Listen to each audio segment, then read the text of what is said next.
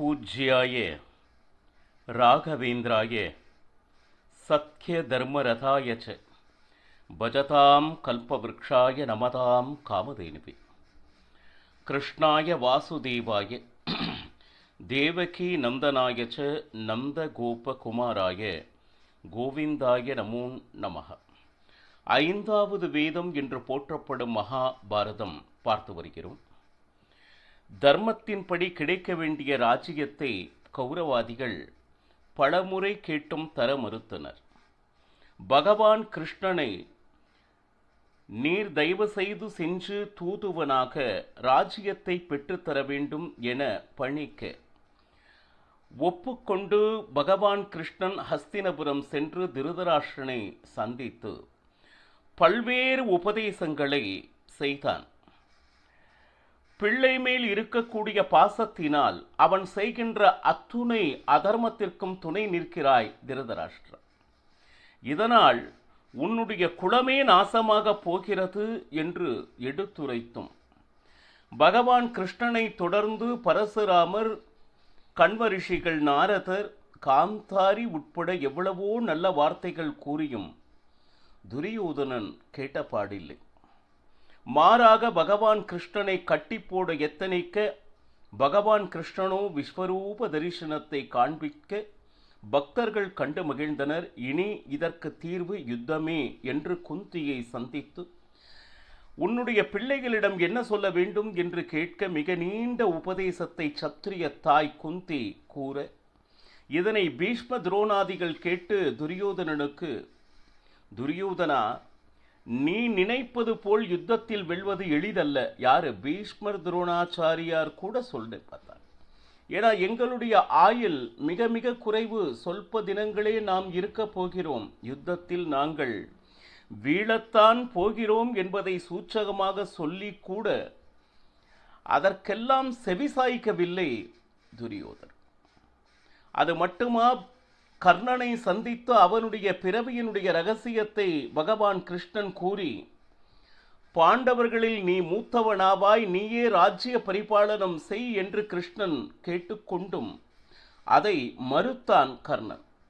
நேர உபப்ளாவ நகரத்திற்கு சென்று இங்கு என்ன நடந்தது என்பதனை பகவான் கிருஷ்ணன் பாண்டவர்களிடம் கூற அதில் தர்மராஜன் இன்னும் 7 நாட்கள் யுத்தம் இருக்கிறது என்று குருட்சேத்திரத்திற்கு சென்று அங்கு கூடாரங்களை அமைத்து யாக யஜ்ஞங்களை செய்து தான தர்மங்களை அளித்தான் தர்மராஜ். துரியோதனன் சகுனியின் மகனான உலூகனை தூதுவனாக அனுப்பி எவ்வளவு மனதை காயப்படுத்த வேண்டுமோ அப்பேற்பட்ட உபதேசத்தை கொடுத்திருந்தான். ஆனால் அவனையும் தர்மராஜன், நீ இங்கேயே இருக்கலாம், நீ போகணும்னா போலாம். பாருங்க, எவ்வளவு மாறான வார்த்தைகளை, மனது கஷ்டப்படும்படி இருக்கக்கூடிய அதர்ம வாக்கியங்களை கொண்டு வந்தவனையும் இவ்வளவு தயையோடு பார்ப்பது தர்மராஜனது குணமாக இருந்தது. அஸ்தினபுரத்தில் வேதவியாசர் தேடி வந்தார் திருதராஷ்டிரனை காண.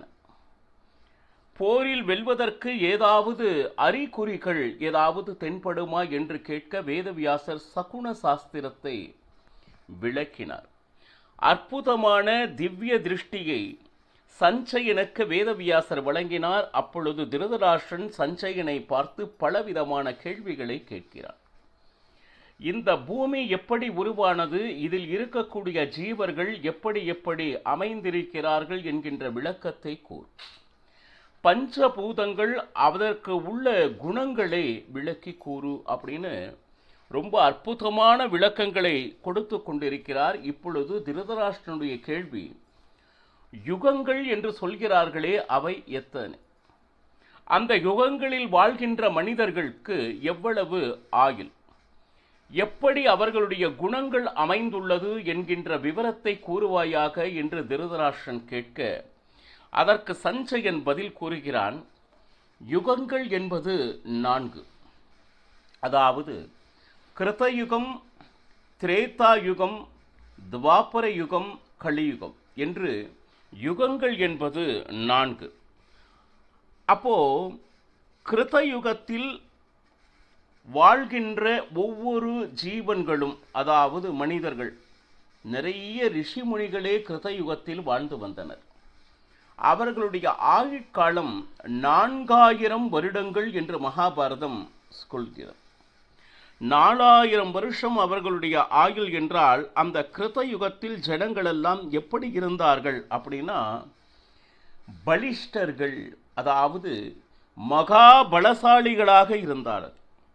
அவருடைய குணம் எப்படி இருந்ததுன்னா சத்வகுணம், சாந்த குணம், யார் மேலேயும் கோபப்படாது அவரவர் சாதனைகளை அவரவர் பார்த்து கொண்டு இருந்த யுகமாக இருந்தது.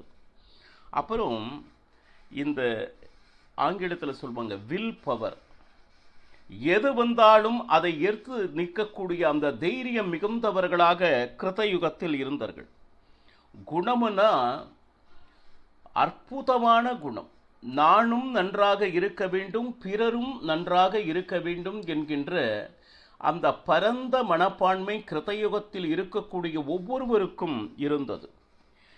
அப்போ கிருதயுகமே சந்தோஷமாக இருந்த அந்த தர்மம் என்கின்ற அந்த காளை 4 கால்களோடு இருந்து அற்புதமான காலம். ஒவ்வொருவரும் 4000 வருட ஆயுளை கொண்டது கிருதயுகம். அந்த யுகம் முடிந்த பின் அடுத்து வந்ததே திரேதா யுகம். இந்த திரேதா யுகத்தைத்தான் ஸ்ரீராமச்சந்திரமூர்த்தி அவதாரம் செய்தார். அந்த திரேதா யுகத்தில் எப்படி இருந்தாங்க ஜனங்க, அவங்களுடைய ஆயுள் என்ன அப்படின்னு கேட்டீங்கன்னா 3000 வருஷம் ஆயுளாக இருந்தது அப்படின்னு சொல்றாங்க. அந்த ஆக்டிவ்னஸ், சுறுசுறுப்பானவர்கள், எதற்கும் சோம்பி இருப்பவர்கள் அல்ல. அது மட்டுமா அப்படின்னா எல்லாருக்குமே பெரிய மனது கொண்டவர்களாக இருந்தனர் அப்படின்னு எழுதுறாங்க. திரேதா யுகத்தில் பெரிய மனசு, யாருக்கும் எது வேண்டும் என்றாலும் எடுத்து கொடுக்கும் அளவுக்கு தாராளமான வள்ளல் தன்மை இயற்கையாகவே அவர்களிடம் இருந்தது. அதே போல எப்பொழுதுமே சத்தியத்தை பேசுபவர்கள், உண்மையை பேசுபவர்கள், பொய் பேச தெரியாதவர்கள், இப்படி கூட ஒரு காலம் அது திரேதா யுகம். அப்புறம் எல்லாருமே ஸ்ரீமந்தர். இந்த ஏழை அப்படிங்கிற ஒரு வர்க்கமே இல்லை. எல்லாருமே என்ன சொல்லுது, பகவானுடைய அனுகிரகத்தினால் மிகப்பெரிய செல்வந்தர் மட்டுமல்ல, அவர்களுடைய ரூபம் பார்த்தீங்கன்னா அவ்வளவு சுந்தரமாக இருந்தது. மனது எப்படியோ அதே போல அவர்களுடைய ரூபமும் அழகும் அற்புதமாக மிகுந்து இருந்தது திரேதா யுகம். துவாபர யுகத்தில் பார்த்தீங்கன்னா அவர்களுடைய ஆயுட்காலம் 2000 வருஷம் அப்படின்னு எழுதுறாங்க. அப்ப துவாபர யுகத்துல எல்லாருமே வீரர்களாக இருந்தனர். பகவான் கிருஷ்ணன் அவதரித்தது துவாபர யுகம். தனுர் வித்தை என்று சொல்வார்கள். அந்த தனுர் வித்தையில் அனைவருமே பலிஷ்டராக இருந்தனர். அனைவரும் அறிந்திருந்த யுகம்.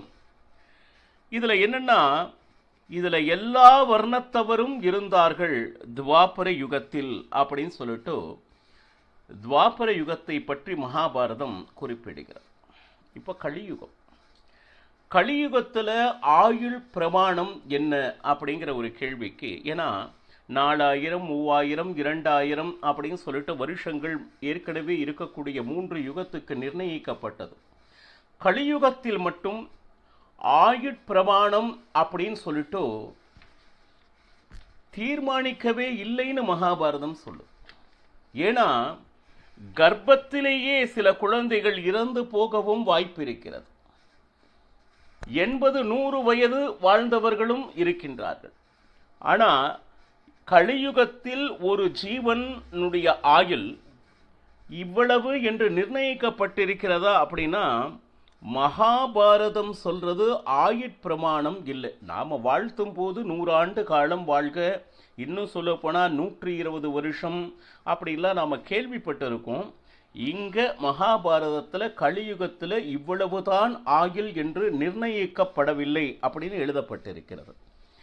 அது மட்டுமா அப்படின்னா கலியுகத்தில் எப்படி அப்படின்னா இந்த தேஜஸ் அப்படின்னு சொல்லுவாங்க இல்லையா, மிக மிக குன்றி போயிருக்கும். ஏன்னா தபஸ் இருந்தால், பக்தி இருந்தால் நிச்சயமாக முகம் மிளிரும், ஜொலிக்கும். ஆனால் சத்தியம் இல்லாத இடத்தில் அந்த முகங்கள் எப்படி இருக்கும்னா தேஜஸ் ஆனது குன்றி போயிருக்கும். அந்த கலை இல்லை, அந்த முகத்தை பார்த்தா இவ்வளவு லட்சணமாக இருப்பாங்க அப்படின்னு சொல்கிறாங்க இல்லையா, அந்த லட்சணங்கள் கலியுகத்தில் யாரிடத்தும் பார்க்க முடியாது.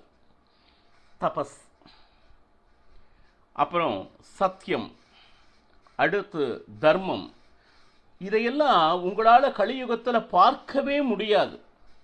ஒருவேளை எங்கோ ஒரு மூலையில் யாரோ ஒருவர் அந்த சத்தியம் தர்மம் இதுதான் வாழ்க்கை அப்படின்னு வச்சுட்டு இருப்பார்.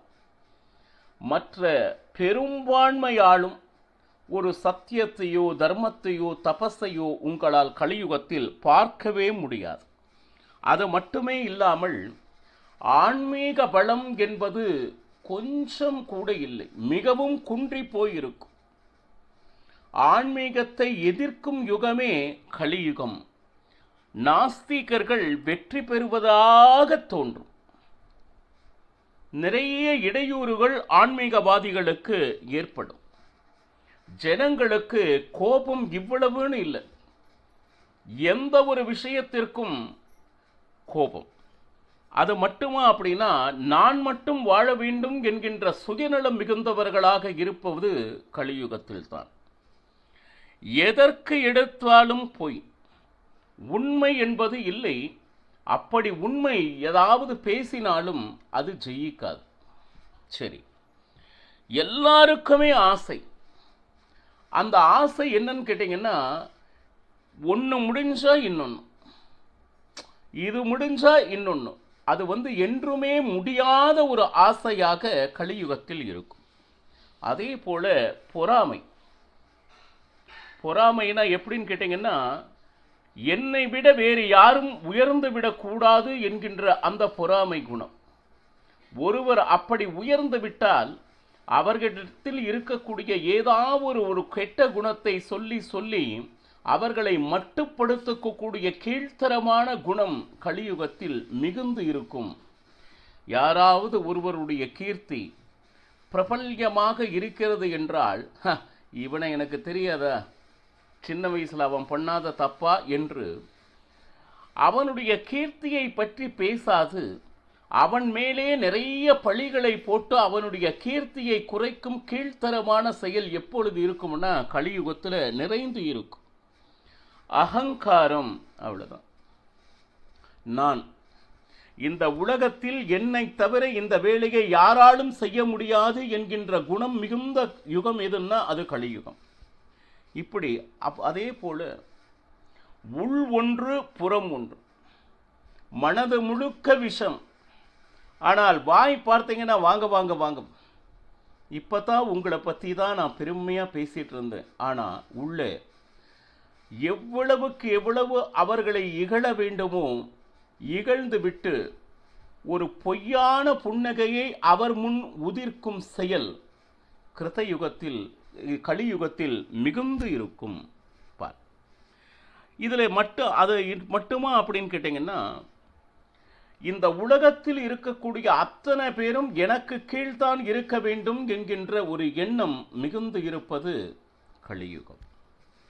அது அந்த அட்டாச்மெண்ட் அப்படின்னு சொல்லிட்டு, அட்டாச்மெண்ட் எதில் அப்படின்னா சொத்து சுகங்களில், தன்னுடைய குடும்பம் உயர்வதில், மற்றவர் குடும்பம் அல்ல, தான் தனது என்கின்ற எண்ணம் முகந்து நான் உயர்வதற்காக நான் என்ன வேண்டுமானாலும் செய்யலாம் அப்படிங்கிற ஒரு எண்ணம் மிகுந்து இருப்பது கலியுகத்தில்.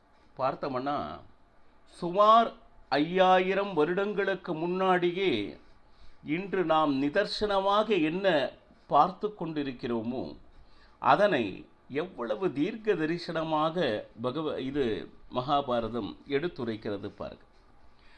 அடுத்து கலியுகம் 4 யுகம். அந்த யுகத்தில் ஆயுள் பிரமாணம் மற்றும் அவர்களுடைய குணங்கள் எப்படி இருக்கும் அப்படின்னு சொல்லிட்டு அற்புதமாக சஞ்சயன் திருதராஷ்டிரனுக்கு கூறிக்கொண்டிருக்கிறார். இனி கொஞ்ச நாள் ஆச்சு. சஞ்சயன் சென்று விட்டார். ஒரு சில நாட்கள் கழித்து சஞ்சயன் திருதராஷ்டிரனை காண வருகிறார். இந்த இடத்தில் பகவத்கீதா பருவம் ஆரம்பமாகிறது. அப்போ யுத்த ரணாங்கணத்தில் என்ன யுத்தம் ஆரம்பித்து சில நாட்களும் ஆகியிருந்தது. அந்த நேரத்தில் திருதராஷ்டிரன் கேட்கிறான், சஞ்சயா யுத்த களத்தில் என்ன ஆனது அப்படின்னு கேட்ட உடனே சஞ்சயன் முதல் வார்த்தை பீஷ்மர் வீழ்ந்தார் அப்படின்னு சொல்லிட்டு ஆரம்பிக்கிறார். பகவத்கீதையினுடைய தொடக்கமே சஞ்சயன் சொல்லி திருதராஷ்டிரன் கேட்ட முதல் வார்த்தை பீஷ்மர் வீழ்ந்தார். பதைத்தான் திருதராஷ்டிரன். ஏன், எப்படி வீழ்ந்தார், என்ன நடந்தது அப்படின்னு சொல்லிட்டு திருதராஷ்டிரன் கேட்க சஞ்சயன் இதற்கெல்லாம் நாளை விடை தருகிறேன் என்கிறான். ஹரே ஸ்ரீனிவாசா. சர்வம் ஸ்ரீகிருஷ்ணார்ப்பணமஸ்து.